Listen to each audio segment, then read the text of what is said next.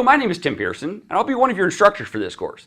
I've been a technical trainer and a consultant for the past 25 years in both security and in virtualization. The contributing author to the well-received VMware vSphere and Virtual Infrastructure Security, Securing ESX in the Virtual Environment.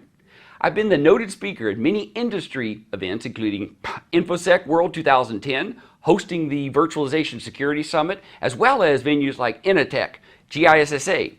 In addition, I was named Instructor of the Year from EC Council from a large pool of their instructors in 2009. In addition, I've also been involved in many military venues, including venues at the Pentagon and numerous nuclear facilities addressing both security in the U.S., here, and in Europe. I've also achieved 29 industry technical certification from vendors such as Cisco, Microsoft, Novell, and even EC Council. Lastly, I'm a bi-weekly panelist of the podcast Virtualization Security Roundtable, which can be found on TalkShoe.com and iTunes. Hello, my name is Dwayne Anderson, and I am very pleased to be part of the VMware Advanced Security course. Now, I have been able to be in security for quite some time. Back in 2004, I got started in the security industry. I started out actually doing some penetration testing and some forensics work. I've been able to go out and I've been able to test the security infrastructures of many companies and governments across the globe. It's been a lot of fun, actually. Well, one of the things that is impressive is that I actually get to break things and I don't have to worry about fixing them. That's a lot of fun. You guys ever done that? You broke it, now you got to fix it? I don't have to fix it. That's a lot of fun. On the forensic side, I've actually even been an expert witness in the courtroom. I wouldn't say that is a lot of fun. I would rather have not done that. But, sometimes you have to do what you have to do. And I'm hoping that some of my real world experience will come to play here as we go through some of this. I'll be sharing some of the chapters here, working through some of this for you guys so that you can not only learn how to implement a lot of the security measures with regard to VMware, but you can also do a good job of testing that environment. We want you to be able to see if you can break your own environment so you can make sure that you are secure. So pay attention, enjoy, and I hope to make this a really good learning opportunity for you. In this chapter, we're going to be taking a look at the virtual networking components for the ESX administrator. We'll take a look at the ESX networking components, how virtual Ethernet adapters actually work, how virtual switches work. We're going to compare and contrast a vSwitch, which is a virtual switch, which is similar to a physical switch, and how it is actually different from a physical switch. We'll take a look at the spanning tree protocol, and if you're actually running that in your environment, in the virtual environment, you may be actually slowing things down. We'll take a look at the vSwitch isolation, virtual ports, uplink ports, network port groups. We'll also take a look at virtual switch correctness, VLANs in our VMware infrastructure. We'll take a quick glance at NIC teaming, how load balancing works, failover configurations. We'll get a 1,000-foot view of security features, and then we're going to roll up our sleeves and dive in deep. We'll take a look at managing the virtual network, encryption and certificates, and then finally round it off with Linux file system. We'll discuss the kernel, processes, accounts and groups, and then finally permissions. Now, first off, we need to start off taking a look at the networking components, because if a hacker is going to get into your network, guys, this is where he's going to get in. There are certain key virtual networking components that we want to take a look at. Naturally, we're going to be focusing on things like our virtual NIC, our virtual switch. In addition, VMware, with their vSphere 4 product, has introduced something called a distributed virtual switch. Okay, well, that's nice, Tim, but it'd be nice to know what it does to understand the problem that it solves. Well, if you have multiple hosts, they all must have the exact named switch in order for things to, well, let's put it this way, flow correctly, vMotion to work correctly, things of that nature. With a distributed virtual switch, you don't need to worry about that. It's handled internally in the database and on the system. So that was a really, really nice feature that they came out with in vSphere 4. We also have something called a virtual port group. Now, there's actually not really a direct mapping in the physical world to something like a port group. You could think of this almost as a template. You could think of it as an RJ45 template, if that helps. Because you can take a certain number of ports, isolate them and say, these ports that I plug this virtual machine into, this card into, or what have you, are going to be used for this particular function. So it really makes it nice for you to group this. It's almost sort of kind of like a VLAN where you do, kind of the same thing. Now it's important to understand a little bit of nomenclature before we get started with the course. It's important to understand that this symbol right here denotes a virtual device. All right, you can see this right here is a virtual network card. This is a virtual switch. This is a physical, hence no icon, a physical adapter. All right, virtual switch, and so on. Now it also needs to be understood that the way we have this drawn right here, this entire thing is one ESX host. This is a VM, this is a VM, this is a VM, and this is a VM. Now when I typically teach a live class, I'll ask the class, now how many VMs do we have in here? And naturally I'll get an answer somewhere in the neighborhood of, oh, well, we got 4, Tim. Well, yeah, but we have 4, we actually have 5. All right, the service console is actually considered a VM, and not really considered, it is a VM. This provides us a lot of flexibility and isolation as well. Now you notice that we have multiple network cards, physical cards coming to one virtual switch here, but you notice there is no uplink port on this one. A virtual switch can have an uplink port. An uplink port is actually defined as connecting to the outside world, or it can actually not have one. In this case, the only way of getting access to VM3 is through VM2. So this may be a firewall, it may be a proxy, it may be some kind of filtering device. So I wanted to kind of give you a little bit of an idea of the nomenclature and our environment before we move any further. Now it's important to understand how virtual Ethernet adapters actually work. In reality, there are 6 different types of adapters. Some of them are used for virtual machines, some of them are used for other purposes. We'll take a quick peek at them and why you might want to choose one over the other. The one that probably has come out latest is this VMXNet, which is a para-virtualized device that only works if VMware Tools is installed in the guest operating system. Now we're going to get in a little bit later in the course on some things you may have heard about para-virtualized devices and possibly things that you may have heard about VMware Tools. Oh, I don't want to install VMware Tools because people have gotten in or broken into the system because VMware Tools is installed. Well, I'm going to try and separate the myth from the reality on that. VMXNet 3, its claim to fame is it's built on the same architecture as the VMNext, but look at this, guys. It provides 10 gigabit per second speed. Now, only ESX 4.0 has that, and it does require an upgrade to the hardware. Oh my gosh, you're going to have to go back and order new hardware. Well, you know what the hardware upgrade is? Punch a button. I mean, it's as simple as that. It takes about 3, maybe 4 seconds, okay, maybe 5 seconds to do a hardware upgrade. The machine typically has to be off to do this upgrade, but it generally is a very painless upgrade. We have our VLANs, which emulates the AMD adapter, and then this is oftentimes referred to as the lowest common denominator. The E1000 generally always works. The reason that VMware chose the E1000 as its adapter of choice is almost every single operating system already has a pre-installed driver for that E1000 card. Then let's move on to the other adapters and check those out real quick. The other adapters, the first one we want to talk about is our window into that service console, which in the graphic previously was our 5th VM. Now, we call this the vSwift card. Now, the vSwift card is the one that's only used by the ESX service console. In addition, we have our VMKNIC.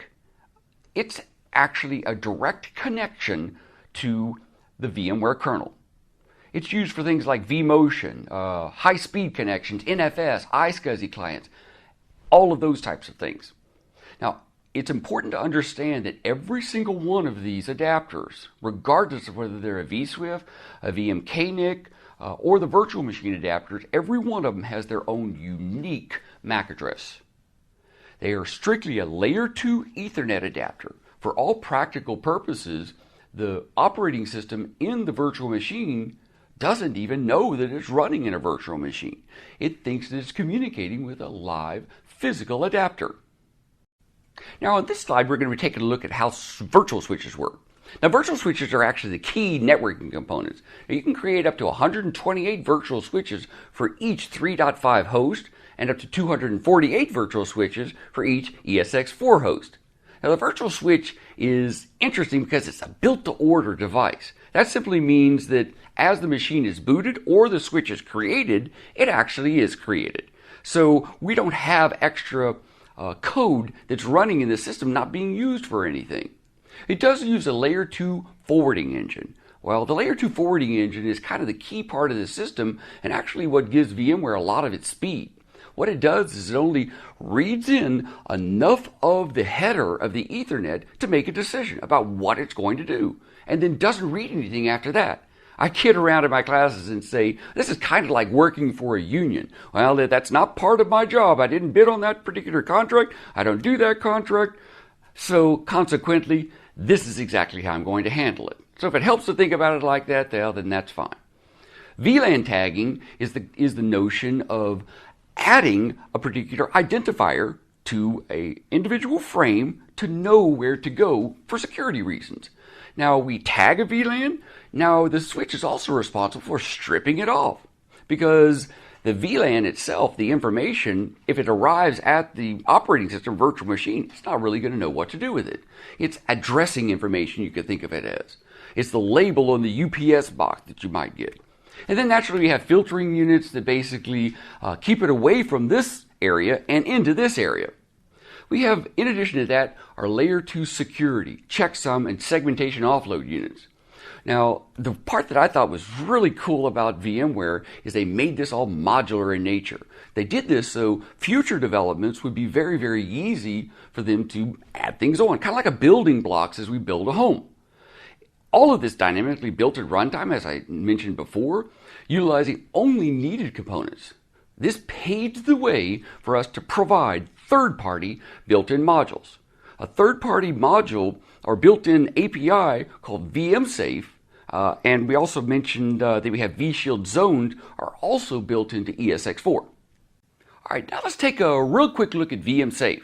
All right, this is simply an overview of VMSafe, but in reality what VMSafe is simply a set of APIs. All right, what is an API? An API is an application programming interface. It's our window into the programmer's world, so to speak. So for example, in VMware's case, when they want to provide some functionality to us or a developer, they'll develop something called an API.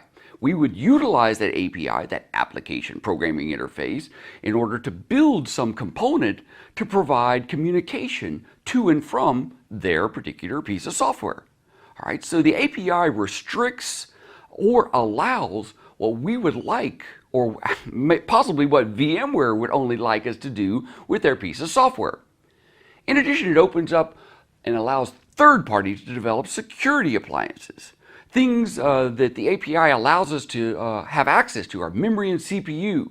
It provides detailed monitoring of guest VM, memory pages, virtual CPU states, network packet filtering, things like monitoring in and out of the virtual switch. It monitors within a dedicated security VM.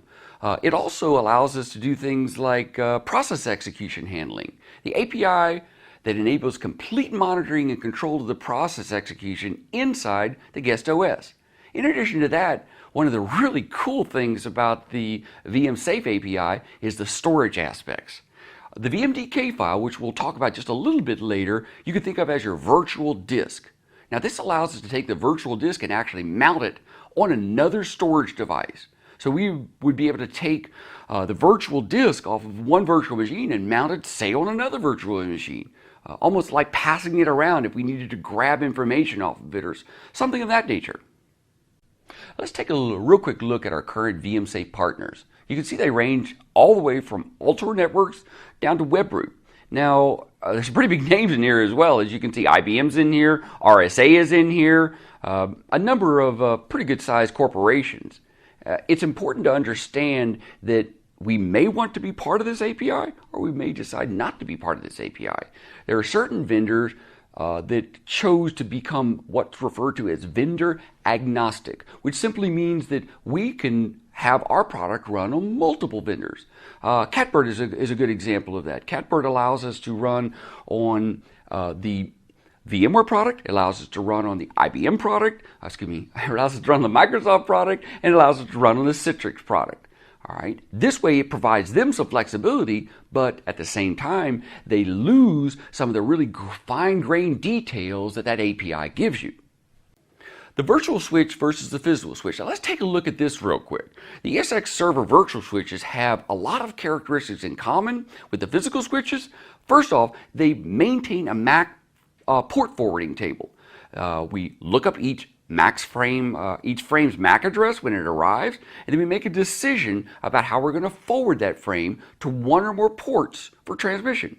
Now we know that the physical switch, if it doesn't know how to make the decision, it just simply forwards it to anyone. Well, in reality, the virtual switch doesn't need to do that because it already knows, as I'm going to show you in a little mock-up I'm going to do here in a couple of seconds. It avoids unnecessary deliveries. In other words, it's not a hub. It supports VLAN segmentation at the port level, and it also can be configured to access a single VLAN as well. I wanted to discuss exactly how a CAM table works. We're going to compare and contrast how it works in the virtual world, and then we're going to also do that by understanding how it works exactly in the physical world.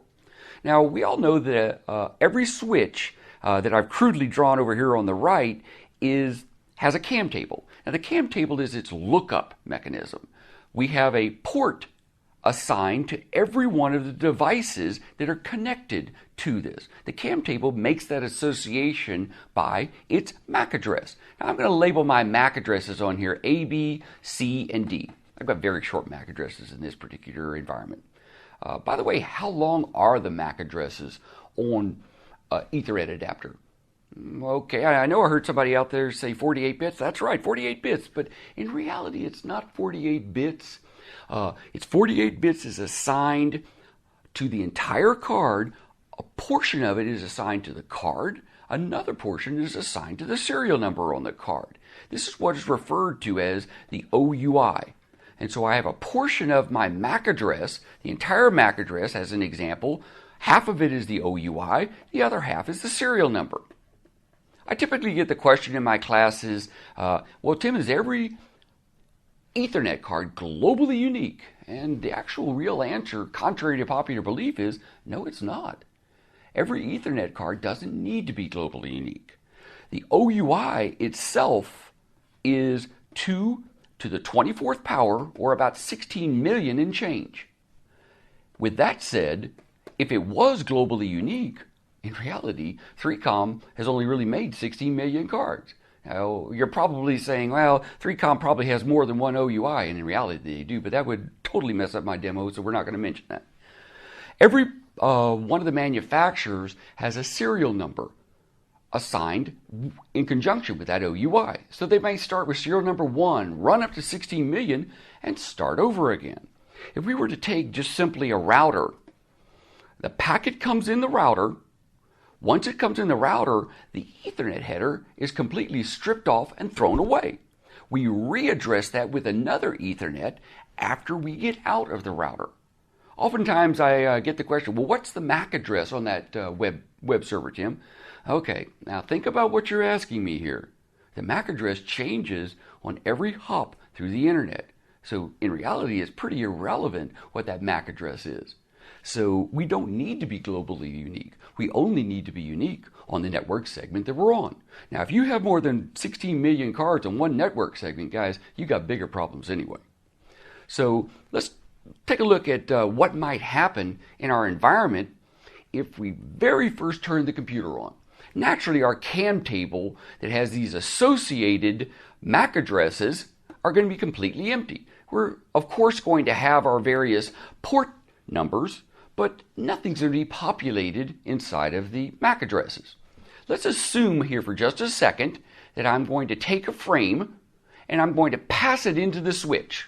Now, naturally, the cam table is empty. Let's assume Al Gore just turned on the internet. He just flipped the switch on the internet. Nobody knows about anything, if that's correct English. No one knows about anything.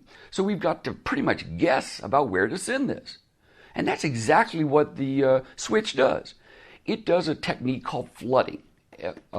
Flooding is the notion that it doesn't change anything on the packet, it simply forwards it. I should say frame. It simply forwards it. It forwards it out to every port except the port it came in on. So in this case, A would be learned automatically and would be populated in the cam table. It would then forward it by flooding it to B, to C, and to D. Now B, C, and D, let's assume for just a moment that it's addressed to B. B would be the only one who really responds. C and D would just simply throw it away. Now, when B responded, B is populated. Then eventually C is populated and D is populated. At this point in time, everyone knows about everything else. In other words, all the partners in this switch know about all of the other partners. The convergence switch, or the convergence register, I should say, is set. Thereafter, we no longer do this flooding technique. The flooding technique, as you recall, was sent to everyone. So consequently, now, and only now, is really the only time a switch is secure, where we have that one-to-one mapping. Now let's say, for example, we have an individual we've hired that brings in his iPad, or let's say he brings in some device, hooks up a hub or a switch in his cube, and installs some other devices. Even though we've told him not to, we've now introduced an E and an F into this environment as well. Well, naturally, the E and F will be populated as part of this large cam table. Well, every switch has a finite number of entries that it can hold. Most switches, like the ones that we use at home, have about 1,024 entries. All right, 1,024 entries. Again, if you got more than 1,024 computers at your house, you've got bigger problems in most families. But 1,024 entries is more than enough. Although there are applications. A good one, by example, is something called MacOff from Backtrack, that gives us the capability to generate thousands of MAC addresses every second, thus filling up this cam table and naturally unsetting this convergence register. Now what happens is we are back to the flooding, guys. All we need to do is hook up a switch right here, hook up a sniffer right here, and simply sniff all of the traffic on the entire network, or rather everything that's attached to that particular switch. So this is how we circumvent a switch and get it to coerce, an attacker coerces it to come to him, to be able to read all of the traffic on that environment. Now here we're going to be talking about the spanning tree protocol and why it's not needed. We discussed earlier how everything is kind of tied together and we put things together with a cam table. We also discussed how having another switch introduced into that environment causes problems because things are added to that cam table. We kind of got to move things together. Well, if we have more than one switch, we need to have one person who decides, okay, this person goes here and this person goes here. Well, in reality, in VMware, we solve that problem because your switch is a virtual switch. If we go down to one of our favorite electronics stores and purchase something, we purchase a switch that's maybe 8 ports, 24 ports, 48 ports, whatever we're going to purchase. If we need to have, like, say, 96 ports, and we already have a 48 port, we're not going to throw the 48 port away. We're simply going to buy another switch and tie the two together. Well, in the virtual world, you just make a bigger switch. Remember, it's built to order, as we discussed before. So consequently, there is no need to have two switches tied together.